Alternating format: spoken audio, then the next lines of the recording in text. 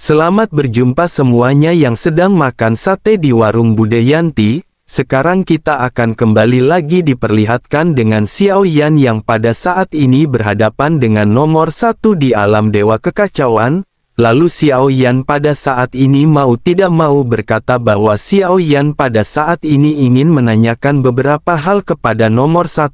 Xiao Yan tersenyum masam karena sebelumnya Xiao Yan telah berhutang 2 bantuan dari nomor 1, sementara itu nomor 1 pada saat ini tampaknya jelas memahami kesusahan yang dialami oleh Xiao Yan. Sosoknya tertawa perlahan sebelum akhirnya berkata bahwa dirinya akan membuat pengecualian untuk Xiao Yan. Dengan begitu maka Xiao Yan pada saat ini bisa menanyakan apapun yang ingin Xiao Yan tanyakan. Xiao Yan pun menganggukkan kepalanya dan tanpa banyak cincong Xiao Yan segera berkata seharusnya nomor 1 tahu identitas Xiao Yan. Nomor 1 tidak menyangkal dan segera menjawab tentu saja dirinya mengetahuinya. Tetapi meskipun begitu hanya dirinya yang tahu identitas Xiao Yan. Xiao Yan pun segera menarik nafas dalam-dalam dan Xiao Yan pada saat ini sedikit mengurutkan kening. Xiao Yan benar-benar tidak bisa menebak identitas dari sosok tersebut dan tujuan apa dirinya mengumpulkan semua orang di sini. Xiao Yan juga kembali bertanya apakah mereka saling mengenal. Nomor 1 pada saat ini kembali berkata tentu saja mereka saling mengenal, tetapi dirinya tidak bisa memberitahu identitasnya kepada Xiao Yan karena Xiao Yan juga akan mengetahuinya nanti. Xiao Yan menganggukkan kepalanya karena Xiao Yan juga telah mengetahui aturan di tempat ini. Xiao Yan pun segera berkata bahwa Xiao Yan mengerti mengenai hal tersebut. Sementara itu di sisi lain pada saat ini nomor 1 segera mulai kembali berbicara kepada Xiao Yan. Nomor 1 berkata bahwa Xiao Yan berhutang budi padanya sebanyak 2 kali sebelumnya. Namun sekarang dirinya memiliki sesuatu yang ingin dirinya minta terhadap Xiao Yan. Dirinya mendengar Sensi telah melahirkan Zhu Jiuyin dan dirinya membutuhkan gigi sisik serta setetes darah darinya. Xiao Yan seketika terdiam mendengar hal ini dan Xiao Yan bertanya-tanya mungkinkah dirinya dia tahu tentang keberadaan Long Yi. Jika begitu permasalahannya bukankah nomor 1 ini benar-benar merupakan orang yang sangat kuat? Jantung Xiao Yan pada saat ini berdebar-debar memikirkan perkataan dari nomor 1. Selain itu sosoknya juga mengatakan bahwa dirinya mengenali Xiao Yan tetapi dalam kesadaran Xiao Yan tidak dapat mengingat di manakah Xiao Yan mengenal orang yang begitu kuat. Xiao Yan menjadi semakin penasaran dengan identitas dari nomor 1. Melihat Xiao Yan yang terdiam pada saat ini nomor 1 tertawa dan mulai kembali berbicara. Sosoknya berkata agar 9 pada saat ini jangan khawatir, gigi dan sisinya akan rontok secara alami, dirinya bisa menemukannya di beberapa rumah lelang sementara untuk setetes darahnya seharusnya tidak sulit untuk mencari solusi ini sendirian. Xiao Yan yang masih terdiam pada saat ini tidak menolak dan berkata bahwa Xiao Yan akan mengingatnya. Xiao Yan menyadari bahwa 3 hal yang disebutkan sebelumnya tampaknya tidak membahayakan Long Yi. Xiao Yan juga akan bisa mengetahui detailnya setelah Xiao Yan bertanya langsung kepada Long Yi dengan hati-hati. Selain itu Xiao Yan juga pada saat ini mengetahui bahwa meskipun nomor 1 mengetahui identitas Xiao Yan dirinya tampaknya tidak mengenal orang-orang yang berada di sekitar Xiao Yan. Dengan begitu maka berarti nomor 1 seharusnya mengetahui hal ini melalui tablet batu giok biru di tangan Xiao Yan. Xiao Yan pun menghela nafas sementara nomor 1 pada akhirnya kembali berbicara kepada Xiao Yan bahwa ramuan dan bahan obat dari nomor 3 telah dipindahkan ke batu giok khusus Xiao Yan.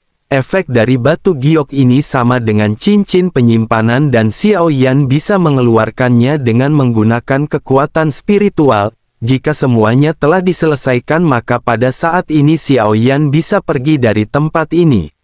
Xiao Yan pun mengangguk dan Xiao Yan pada saat ini mengikuti apa yang dikatakan oleh nomor 1 sebelumnya. Xiao Yan memperhatikan adanya kilatan cahaya biru di tubuh Xiao Yan. kesadaran Xiao Yan pada akhirnya segera terbenam sebelum akhirnya sosok Xiao Yan benar-benar menghilang. Xiao Yan kembali ke tempatnya dan Xiao Yan pada saat ini masih memegang slip batu giok biru bernama Suyu. Xiao Yan memandang Suyu dan mencoba memasukkan kekuatan spiritual ke dalamnya. Seperti apa yang dikatakan Suyu ini tampak seperti cincin penyimpanan dengan berisi ruang yang sangat besar. Ada banyak sekali bahan obat dan ramuan yang ditempatkan di dalamnya dan ini memberikan kesempatan Xiao Yan untuk mencoba memurnikannya. Xiao Yan juga pada saat ini memperhatikan gulungan catatan ramuan yang diberikan oleh nomor 3. Melihat resep pil di tangannya, Xiao Yan sedikit mengangkat alisnya karena nama dari pil ini sangat mirip dengan pil peremajaan yang digunakan di benua Dodi. Xiao Yan pun bergumam, mungkinkah ini adalah pil peremajaan 9 pola? Hal ini pada akhirnya dapat memastikan bahwa nomor memang seorang wanita seperti dugaan Xiao Yan sebelumnya. Namun Xiao Yan pada saat ini bertanya-tanya jika si wanita merupakan seorang keabadian, apakah dirinya masih membutuhkan sesuatu yang seperti ini? Xiao Yan pada saat ini berpikir bahwa sepertinya untuk informasi lebih jelasnya hanya Yang Mulia Ratu yang bisa memberikan Xiao Yan jawaban akurat. Xiao Yan pun segera mengesampingkan permasalahan ini dan Xiao Yan lanjut memeriksa ramuan yang ada dengan cermat.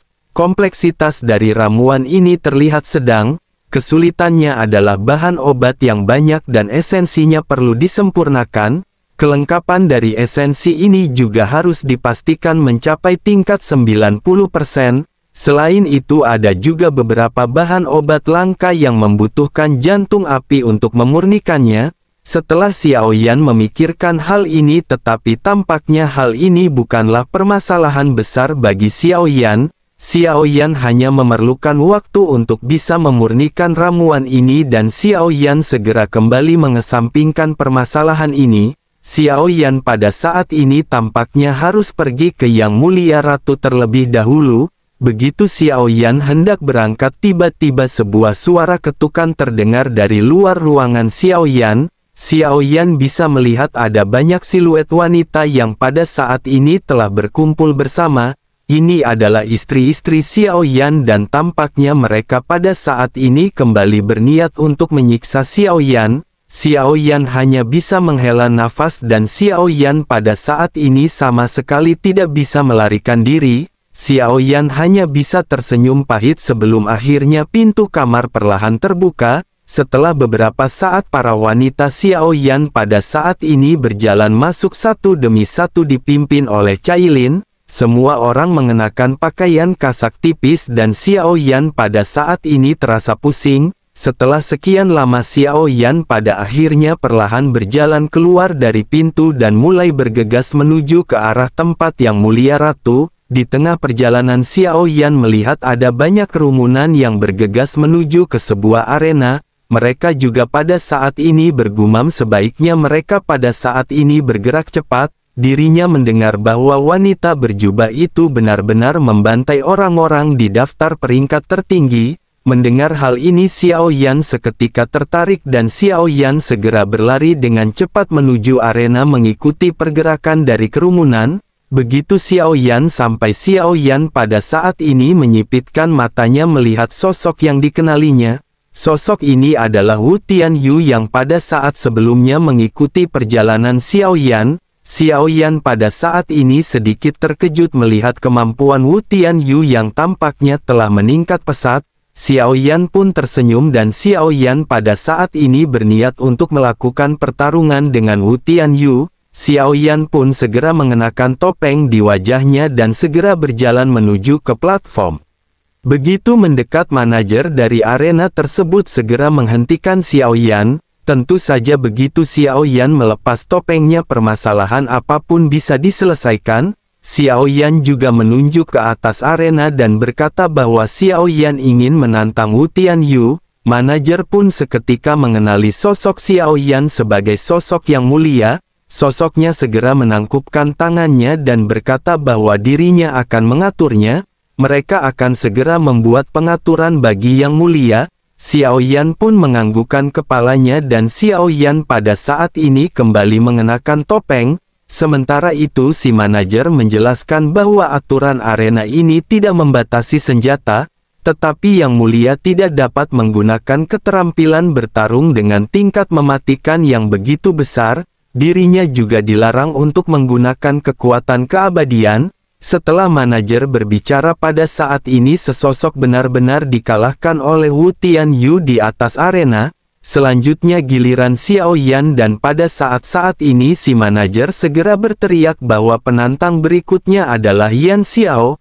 Kerumunan seketika kebingungan mendengar nama yang belum pernah mereka dengar. Perbincangan di antara mereka segera menyebar. Salah seorang di antara mereka segera berkata bahwa sepertinya nama ini tidak ada dalam daftar peringkat. Apakah ini merupakan penantang yang baru? Dirinya benar-benar sangat penasaran dan apakah orang ini adalah pendatang baru di alam dewa kuno? Mungkinkah dirinya tidak tahu siapa yang pada saat ini dirinya tantang? Suara kerumunan pada saat ini menyebar dipenuhi dengan kebingungan sementara Xiao Yan segera naik ke atas arena. Melihat sosok Xiao Yan yang berdiri dengan mengenakan topeng, banyak sosok pada saat ini bergumam bahwa orang ini cukup berani untuk menantang. Dilihat dari masa lalu hanya ada sedikit orang yang bisa menahan setengah batang dupa dari serangan Wu Tianyu. Dirinya pada saat ini benar-benar ingin tahu kemampuan apa yang dimiliki oleh sosok tersebut. Selain itu nama Yan Xiao ini juga tidak pernah terdengar ada di alam dewa kuno. Gemuruh dari semua penonton pada saat ini benar-benar menambah semarak dari pertempuran. Sesaat kemudian pada saat ini Wu Tianyu seketika terkejut melihat ada bayangan di bawah kakinya. Wu Tianyu pun segera menoleh ke atas ketika menatap ke arah Xiao Yan yang melesatkan tinjunya ke arah Wu Tianyu. Wu Tianyu pun segera mengangkat pedangnya dan tinju seketika berhadapan dengan pedang Wu Tianyu. Semua orang pada saat ini tercengang merasakan gelombang angin yang melesat dengan begitu kuat. Mereka tanpa sadar bergumam bahwa ini merupakan bentrokan kekuatan yang sangat kuat. Tampaknya orang ini juga tidak sederhana. Mereka akan bisa mengetahui hasilnya setelah pertempuran ini selesai. Sementara itu di sisi lain Wu Tianyu pada saat ini sedikit mundur dan segera bersiap untuk menyerang ke arah Xiao Yan. Tanpa banyak basa-basi Douqi pada saat ini tiba-tiba melonjak di mata Wu Tianyu. Lengannya gemetar ketika dirinya pada saat ini segera kembali menghunuskan pedangnya ke arah Xiao Yan dengan begitu cepat. Dirinya bergegas ke depan dengan kecepatan yang sangat cepat. Di sisi lain sosok Xiao Yan pada saat ini tidak mundur dan Xiao Yan benar-benar menggunakan telapak tangannya untuk melawan pedang Wu Tianyu. Wu Tianyu juga pada saat ini mengurutkan kening dan tidak menyangka bahwa setelah banturan pedangnya pada saat ini tidak hanya tidak menembus telapak tangan Xiao Yan, tetapi juga bahkan dijepit dan tidak bisa bergerak. Wu Tianyu tanpa sadar bergumam bahwa ini adalah seorang dengan kekuatan fisik yang sangat kuat. Begitu Wu Tianyu menggumamkan perkataan ini sosoknya segera melepaskan pedangnya dan melangkah mundur 2 langkah. Sosoknya lanjut mengambil palu besar raksasa dan mengayunkannya ke arah Xiao Yan. Wu Tianyu berpikir jika senjata tajam tidak bisa melukainya maka Wu Tianyu hanya perlu menggunakan senjata tumpul. Reaksi Wu Tianyu ini benar-benar sangat cepat dan ini merupakan keterampilan yang dimiliki oleh Wu Tianyu. Ini juga merupakan kelebihan dari Wu Tianyu. Letak kekuatan Wu Tianyu juga berada di sini dengan putusan yang diambil berdasarkan reaksinya selama pertempuran. Hal ini juga pada akhirnya memainkan peranan penting dalam situasi pertempuran. Sementara itu di pusat benturan pada akhirnya kedua belah pihak kembali bentrok. Tinju Xiao Yan pada saat ini dilesatkan dan benar-benar menghantam palu raksasa milik Wu Tianyu. Dalam sekejap mata palu raksasa ini terlempar dengan keras dan menghantam Wu Tianyu. Seteguk darah pada saat ini segera keluar dari mulut Wu Tianyu. Namun sosoknya pada saat ini tidak menyerah dan sosoknya mengabaikan luka yang dirinya derita. Tanpa mundur Wu Tianyu pada saat ini terus melesat ke arah Xiao Yan. Wu Tianyu menggunakan banyak senjata untuk berhadapan dengan Xiao Yan, tetapi tidak peduli senjata apapun dan teknik apapun yang pada saat ini digunakan oleh Wu Tianyu, karena serangan tersebut sama sekali tidak melukai tubuh Xiao Yan, hanya jubah Xiao Yan yang pada saat ini terlihat compang-camping akibat serangan dari Wu Tianyu. Wu Tianyu juga pada saat ini menyipitkan matanya ketika melihat tubuh Xiao Yan yang sama sekali tidak terluka. Wu Tianyu pun bergumam bahwa ini benar-benar tubuh yang sangat kuat dan tidak bisa ditembus. Mendengar hal tersebut Xiao Yan pada saat ini hanya bisa tersenyum pahit. Bagaimanapun tubuh fisik Xiao Yan merupakan tubuh keabadian, meskipun aturannya tidak boleh menggunakan kekuatan keabadian, tetapi kekuatan tubuh keabadian Xiao Yan ini benar-benar tidak bisa untuk disembunyikan. Xiao Yan pun hanya bisa menghela nafas dan pada saat ini terus-menerus menghindari serangan dari Wu Tianyu. Sementara itu Wu Tianyu pada saat ini segera bertanya sambil menyerang, bukankah namanya adalah Yan Xiao? Dirinya benar-benar sangat senang bertarung dengan Yan Xiao, namun dirinya pada saat ini akan berusaha sebaik mungkin untuk tidak dikalahkan. Xiao Yan tidak sebaik Wu Tianyu dalam seni bela diri. Xiao Yan hanya mengandalkan kekuatan fisik dan Wu Tianyu pada saat ini hanya perlu mencari kelemahan Xiao Yan. Mendengar apa yang dikatakan oleh Wu Tianyu, Xiao Yan pada saat ini tersenyum. Xiao Yan pun lanjut berkata bahwa ini bukan pertama kalinya Xiao Yan diberi pelajaran oleh Wu Tianyu. Wu Tianyu mengerutkan kening ketika mendengar apa yang dikatakan oleh Xiao Yan. Menurut analisisnya dari perkataan Xiao Yan ini tampaknya mereka pernah bertarung satu sama lain sebelumnya, tetapi dengan lawan yang begitu kuat ini seharusnya Wu Tianyu memiliki kesan di benaknya. Wu Tianyu juga segera menyadari bahwa nama Yan Xiao ini agak sedikit familiar, namun di antara lawan yang sangat membuatnya terkesan tampaknya tidak ada nama Yan Xiao. Wu Tianyu pun sedikit mundur dan pada saat ini Wu Tianyu sedikit mengerutkan kening. Xiao Yan juga pada saat ini tidak melanjutkan serangan dan Xiao Yan juga tidak bergeming. Mata semua orang pada saat ini menatap ke arah dua sosok yang tampaknya berhenti bertarung. Namun faktanya tidak sulit bagi semua orang untuk melihat dalam pertempuran sebelumnya bahwa Wu Tianyu berada dalam posisi yang dirugikan. Akhirnya di bawah tatapan semua orang sosok bertopeng pun perlahan melepaskan topeng di wajahnya. Di bawah topeng itu ada wajah Xiao Yan yang pada saat ini sedikit tersenyum. Xiao Yan memandang Wu Tianyu yang sedikit terkejut dan berkata bahwa berkat kekuatan fisik ini Xiao Yan pada akhirnya bisa berhadapan dengan senior Wu Tianyu, dan jika tidak ada kekuatan fisik ini tampaknya Xiao Yan tetap bukan tandingan dari senior. Melihat sosok yang dikenalinya dan mendengar apa yang dikatakan oleh Xiao Yan, ekspresi Wu Tianyu seketika berubah menjadi gelap. Cahaya dingin tiba-tiba melintas di tangannya dan seketika pedang benar-benar diarahkan ke tembolok Xiao Yan. Kulit Xiao Yan pada saat ini sedikit terkelupas, tetapi tampaknya hal itu tidak terlalu berpengaruh kepada Xiao Yan. Luka ini dengan cepat menghilang dan pulih dalam sekejap. Wu Tianyu pada saat ini lanjut melesatkan serangan kepada Xiao Yan tanpa ampun. Wu Tianyu pun segera berbicara dengan nada meledek ketika berkata bahwa Xiao Yan adalah pria yang baik. Tampaknya Wu Tianyu telah membantu Xiao Yan dengan sia-sia karena akhirnya Xiao Yan benar-benar berani mempermainkan Wu Tianyu. Xiao Yan mengerutkan kening karena Xiao Yan sejujurnya tidak berniat melakukan hal ini. Xiao Yan pun segera berkata bahwa tampaknya senior telah salah paham. Xiao Yan hanya ingin bersaing dengan senior dan Xiao Yan tidak memiliki niat lain sama sekali. Wu Tianyu kembali dengan marah segera berkata sebaiknya Xiao Yan jangan berbicara omong kosong.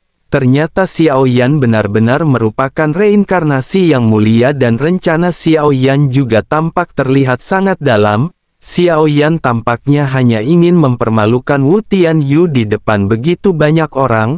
Xiao Yan hanya bisa tersenyum pahit dan Xiao Yan menyadari bahwa tampaknya tidak peduli seberapa keras Xiao Yan menjelaskannya. Wu Tianyu tidak akan bisa mendengarkan Xiao Yan dan Xiao Yan harus mencari waktu tenang terlebih dahulu. Xiao Yan pada akhirnya yang dihujani serangan Wu Tianyu segera melambaikan tangannya dan mengaku kalah. Selanjutnya Xiao Yan segera melesat mundur dengan sayap dewa bela diri yang mengepak di punggungnya. Dalam sekejap mata sosok Xiao Yan seketika benar-benar menghilang meninggalkan Wu Tianyu. Semua orang yang menyaksikan pertempuran ini juga seketika benar-benar terkejut. Mereka juga mendengar percakapan yang baru saja dikatakan oleh Wu Tianyu. Dari perbincangan tersebut seharusnya nama sosok tersebut bukanlah Wu Tianyu melainkan Xiao Yan. Pantas saja rasanya nama ini dan sosok tersebut terlihat familiar. Terlebih lagi begitu sosok tersebut membuka topengnya, kerumunan pada saat ini bergumam mengapa pria barusan tampak familiar, seolah-olah mereka pernah melihat orang tersebut di suatu tempat. Banyak yang mengungkapkan keraguan yang sama sebelum akhirnya mereka semua menoleh menatap ke arah patung yang mulia. Kerumunan pada akhirnya bertanya-tanya bukankah pria tersebut terlihat mirip seperti patung yang mulia. Seketika semua orang menyadari bahwa sosok yang baru saja bertempur dengan Wu Tianyu adalah yang mulia. Kebanggaan di hati mereka pada saat ini melonjak karena mereka bisa melihat langsung sosok yang mulia. Selain itu mereka juga pada saat ini dapat secara langsung melihat yang mulia yang bertarung meskipun yang mulia tidak mengeluarkan kekuatannya, tetapi ini merupakan suatu hal yang sangat membanggakan. Meskipun banyak di antara mereka yang tidak mengalami era dari Yang Mulia, tetapi mereka memiliki buku sejarah yang sepenuhnya merekam kehidupan ke-9 reinkarnasi Yang Mulia. Yang paling penting lagi adalah bahwa konten yang baru dan terus ditulis semuanya menceritakan tentang reinkarnasi ke-9 Yang Mulia yakni Xiao Yan. Sementara itu di sisi lain setelah Xiao Yan berhadapan dengan Wu Tianyu, Xiao Yan langsung melesat menuju ke arah paviliun Qianji. Dengan tetap compang camping Xiao Yan pada saat ini melesat menerobos dan hal ini seketika membangkitkan kewaspadaan para penjaga. Penjaga pun teriak ketika bertanya siapakah yang berani masuk tanpa izin ke paviliun Qianji. Xiao Yan pun seketika mendarat dan Xiao Yan pada saat ini sedikit tersenyum. Melihat penampilan Xiao Yan yang compang camping, beberapa penjaga segera menghampiri Xiao Yan dan bertanya apa yang dirinya lakukan di tempat ini. Xiao Yan pun tersenyum canggung dan Xiao Yan segera memperhatikan seluruh tubuhnya. Selanjutnya Xiao Yan berkata bahwa dirinya benar-benar meminta maaf. Dirinya pada saat ini hanya sedang mencari Yang Mulia Ratu. Para penjaga pun menyipitkan matanya sambil bertanya siapakah sosok Xiao Yan. Namun setelah memperhatikan penampilan dan wajah Xiao Yan, mereka langsung mengenali sosok Xiao Yan. Beberapa penjaga pada akhirnya menangkupkan tangannya dan meminta maaf karena mereka tidak mengenali sosok Yang Mulia. Xiao Yan melambaikan tangannya dan Xiao Yan pada saat ini segera bertanya apakah Yang Mulia Ratu berada di paviliun Qianji. Penjaga itu pun seketika menjawab bahwa Yang Mulia Ratu telah menunggu Yang Mulia. Xiao Yan sedikit mengangkat alisnya dengan curiga karena entah kenapa begitu Xiao Yan mendengar penjaga mengatakan hal ini, Xiao Yan langsung bisa merasakan adanya firasat buruk di dalam hatinya. Xiao Yan pada akhirnya segera berjalan menuju ke arah paviliun Qianji dengan sedikit ragu. Begitu Xiao Yan pada saat ini masuki paviliun Qianji, Xiao Yan langsung mengerti mengapa para penjaga bisa mengenali Xiao Yan. Di sekitar dinding paviliun Qianji benar-benar banyak lukisan tentang Yang Mulia. Ada ratusan bahkan ribuan potret Yang Mulia dari tiap reinkarnasi. Selain itu jika diperhatikan lebih banyak gambar Xiao Yan yang berada di dinding paviliun Qianji. Xiao Yan pun menghela nafas sebelum akhirnya Xiao Yan sampai tepat di hadap Yang Mulia Ratu. Begitu melihat pakaian Xiao Yan yang compang camping, Yang Mulia Ratu pada saat ini sedikit tersenyum. Yang Mulia Ratu pada saat ini lanjut berbicara kepada Xiao Yan dengan nada sedikit bercanda. Yang Mulia Ratu berkata tampaknya Xiao Yan telah melarikan diri dari rumah setelah dikuliti hidup-hidup oleh istri-istrinya. Xiao Yan hanya bisa tersenyum pahit dan berkata bahwa ceritanya panjang. Xiao Yan akan pergi ke belakang terlebih dahulu untuk mengganti pakaiannya. Yang Mulia Ratu pun segera berdiri dan menghampiri Xiao Yan sambil tersenyum manis. Yang Mulia Ratu pun mengangguk mengisyaratkan mengajak Xiao Yan untuk ke bagian belakang paviliun Qianji. Tempat ini adalah halaman belakang dari tempat tinggal Yang Mulia Ratu. Xiao Yan pernah memasukinya dan tidak ada penjaga di tempat ini. Dengan begitu tempat ini relatif aman untuk membicarakan hal-hal penting yang berkaitan dengan masa depan. Begitu mereka sampai Yang Mulia Ratu pada saat ini berkata bahwa sekarang Xiao Yan bisa berbicara. Xiao Yan juga tidak perlu khawatir karena Yang Mulia Ratu tidak akan memakan Xiao Yan. Dirinya juga mendengar bahwa Xiao Yan suka meminum teh. Ini saat yang tepat untuk mencoba teh baru yang dirinya tumbuk dengan tangannya sendiri. Xiao Yan awalnya ingin menolak tetapi tampaknya hal ini sudah terlambat. Xiao Yan pun tersenyum masam dan berkata sepertinya teh baru dari Yang Mulia Ratu pasti enak. Yang Mulia Ratu menjawab perlahan tentu saja teh yang dirinya buat pasti enak. Dirinya telah mempersiapkannya dengan matang untuk Xiao Yan. Xiao Yan tersenyum pahit dan Xiao Yan pada saat ini hanya bisa mengikuti alur dari Yang Mulia Ratu. Bagaimanapun Yang Mulia Ratu benar-benar telah bersikap begitu baik terhadap Xiao Yan. Semua hal yang diperlukan oleh Xiao Yan sesungguhnya benar-benar diusahakan oleh Yang Mulia Ratu. Dari segi detail semuanya tidak sulit untuk melihat bahwa Yang Mulia Ratu adalah orang yang berhati tulus dan sangat baik serta berhati-hati. Hal ini sesungguhnya sudah cukup untuk membuktikan perasaan Yang Mulia Ratu terhadap Xiao Yan. Selain itu meskipun Yang Mulia Ratu tahu bahwa Xiao Yan merasa terasing darinya, Yang Mulia juga tidak pernah memaksa Xiao Yan. Sebaliknya di antara banyak hal yang tidak bisa ditangani oleh Xiao Yan, Yang Mulia Ratu benar-benar terus-menerus mengatur semuanya hingga perjalanan Xiao Yan lancar, termasuk reuni Xiao Yan dengan keluarga dan teman-temannya. Sekarang hal ini juga berkat bantuan dari Yang Mulia Ratu dengan segala cara. Bisa saja Yang Mulia Ratu bertindak egois tetapi dirinya tidak melakukan hal tersebut. Selain itu sejujurnya meskipun Xiao Yan tampak terlihat begitu cuek, Xiao Yan sebenarnya dipenuhi dengan perasaan terhadap Yang Mulia Ratu. Alasan mengapa Xiao Yan memiliki rasa keterasingan terhadap Yang Mulia Ratu adalah karena Xiao Yan selalu merasa Yang Mulia Ratu adalah istri yang mulia. Meskipun Xiao Yan adalah reinkarnasi dari Yang Mulia, Xiao Yan tidak memiliki ingatan Yang Mulia sama sekali. Dengan begitu sangat sulit bagi Xiao Yan untuk menerima perasaan Yang Mulia Ratu kepadanya. Xiao Yan hanya bisa menghela nafas memandang ke arah Yang Mulia Ratu yang pada saat ini menjadi semakin cantik. Xiao Yan pada akhirnya segera menggelengkan kepalanya dan Xiao Yan segera mengalihkan topik pembicaraan. Xiao Yan bertanya bolehkah dirinya meminjam kamar untuk mengganti pakaian. Yang Mulia Ratu menganggukkan kepalanya dan berkata bahwa Yang Mulia dan Yang Mulia Ratu tinggal di sini untuk waktu yang lama. Bukan tidak mungkin bagi Xiao Yan untuk tinggal di tempat ini secara permanen. Xiao Yan pada saat ini hanya bisa tersenyum mendengar apa yang dikatakan oleh Yang Mulia Ratu. Xiao Yan pun segera berjalan tetapi Yang Mulia Ratu pada saat ini meminta Xiao Yan untuk menunggu. Yang Mulia Ratu lanjut bertanya apakah Xiao Yan selalu memakai jubah hitam seperti ini. Xiao Yan mengangguk ringan karena ini merupakan kebiasaan dan identitas Xiao Yan. Sementara itu Yang Mulia Ratu pada saat ini tersenyum dan mengeluarkan beberapa setel pakaian. Yang Mulia Ratu lanjut berkata bahwa sosok Xiao Yan hampir sama dengan Gu Zongsheng. Menurut Yang Mulia Ratu Xiao Yan akan bisa memakai pakaiannya. Xiao Yan menatap ke arah jubah hitam yang tampak sama dengan milik Xiao Yan. Jubah ini tampak terlihat elegan dengan sebagian besar warnanya yang masih berwarna hitam. Melihat Xiao Yan yang terdiam, Yang Mulia Ratu pun kembali berkata agar Xiao Yan jangan khawatir.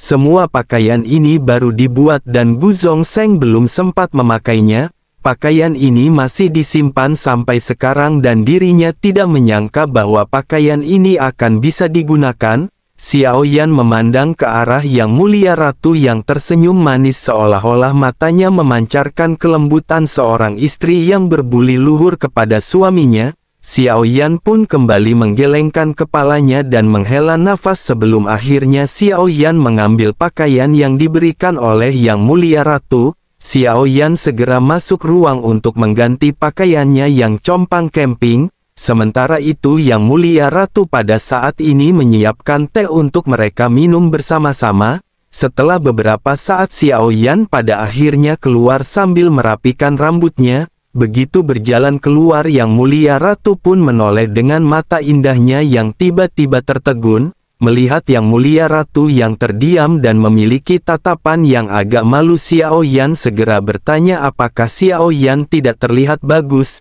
Yang Mulia Ratu pun segera tersadar dan segera menggelengkan kepalanya sebelum akhirnya tersenyum. Yang Mulia Ratu pun bergumam bahwa Xiao Yan sangat tampan. Meskipun penampilannya berbeda tetapi Xiao Yan masih terlihat sangat mirip dengan Yang Mulia. Xiao Yan tanpa sadar tersenyum sambil merapikan pakaian yang membalut tubuhnya. Seluruh temperamen Xiao Yan pada saat ini tampak terlihat berbeda daripada sebelumnya. Jubah ini masih terlihat hitam tetapi yang berbeda hanyalah bahannya yang lebih bagus dan lebih detail. Sementara itu di sisi lain Yang Mulia Ratu pada saat ini akhirnya kembali mengalihkan topik pembicaraan kepada inti pembahasan mereka. Yang Mulia Ratu berkata bahwa Xiao Yan datang kepada Yang Mulia Ratu untuk hal lain. Dirinya pada saat ini ingin tahu apakah Xiao Yan pada akhirnya memutuskan untuk segera pergi. Xiao Yan pada saat ini segera bertanya berapa lamakah Xiao Yan harus tinggal di sini. Sejujurnya masih banyak hal yang harus dilakukan ketika Xiao Yan kembali ke dunia sensi. Namun sebelum Xiao Yan pergi, Xiao Yan pada saat ini datang mengunjungi Yang Mulia Ratu untuk mengajukan beberapa pertanyaan. Yang Mulia Ratu pun menganggukkan kepalanya dan berkata Xiao Yan bisa santai dan mereka jangan terburu-buru. Mereka bisa meminum teh sebelum mereka saling berbicara. Xiao Yan menganggukkan kepalanya dan keduanya pada saat ini meminum teh sambil berbincang-bincang santai. Xiao Yan pun berbinar dan berkata bahwa teh yang dibuat oleh Yang Mulia Ratu ini benar-benar teh yang enak. Melihat senyum puas di wajah Xiao Yan, sudut mulut Yang Mulia Ratu juga pada saat ini seketika terangkat. Yang Mulia Ratu pun dengan lembut berkata selama Xiao Yan menyukainya dirinya akan terus membuatkannya untuk Xiao Yan. Xiao Yan menghela nafas dan berkata bahwa Xiao Yan mendengar sangat sulit untuk menanam teh seperti ini. Yang Mulia Ratu menggelengkan kepalanya dan sosoknya tampaknya tidak pernah menyembunyikan perasaannya terhadap Xiao Yan. Justru pada saat ini Yang Mulia Ratu memperjelas perasaannya terhadap Xiao Yan. Ketika berkata bahwa selama Xiao Yan menyukainya tidak ada apapun yang sulit di dunia ini.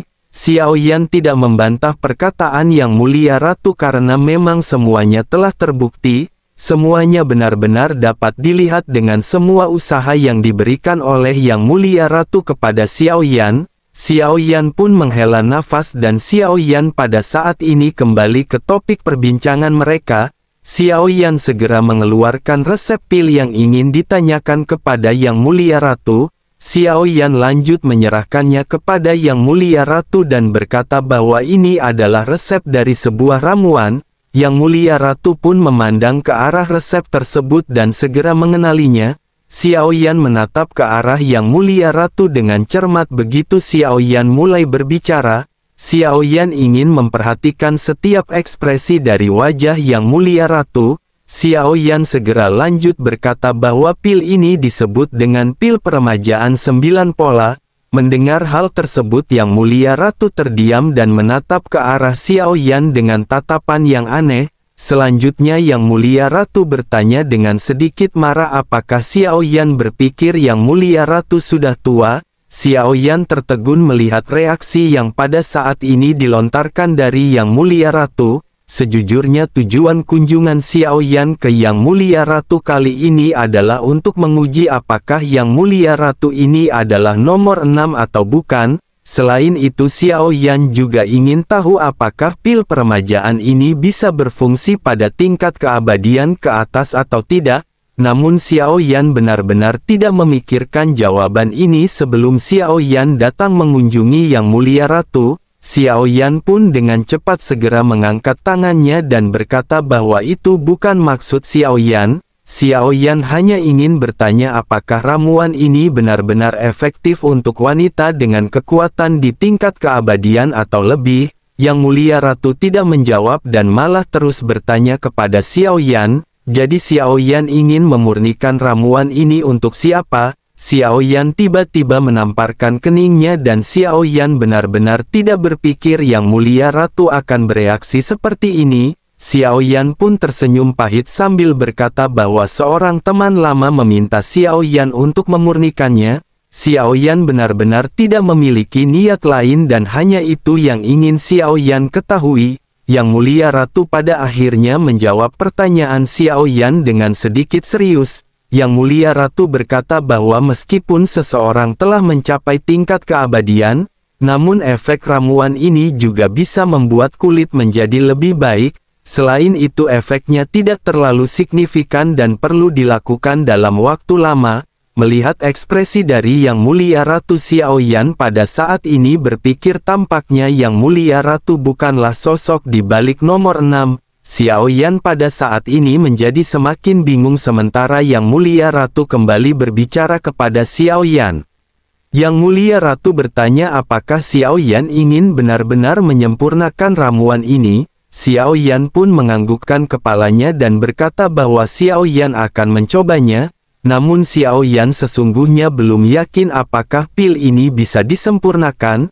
Yang Mulia Ratu lanjut berkata jika Xiao Yan berhasil pada saat itu bisakah Xiao Yan memberi Yang Mulia Ratu satu sebagai hadiah?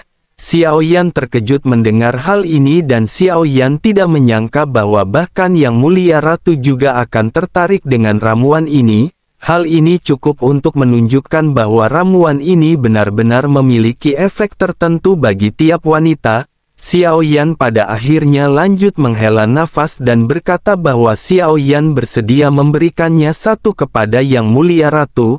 Xiao Yan juga akan melakukan yang terbaik untuk bisa menyempurnakan ramuan tersebut. Yang Mulia Ratu pun tersenyum sebelum akhirnya kembali berbicara kepada Xiao Yan. Yang Mulia Ratu berkata sebaiknya Xiao Yan pada saat ini memanggilnya dengan sebutan Nanfu mulai sekarang. Jangan lagi panggil Yang Mulia Ratu dengan gelarnya. Xiao Yan pada saat ini sedikit terkejut dan Xiao Yan hanya bisa mengangguk setuju mendengar apa yang dikatakan oleh Yang Mulia Ratu. Xiao Yan pada saat ini benar-benar tidak memiliki kekuatan untuk melakukan perlawanan terhadap Yang Mulia Ratu. Terlebih lagi Yang Mulia Ratu juga benar-benar telah bersikap begitu baik terhadap Xiao Yan ketika berkunjung di warung Budayanti.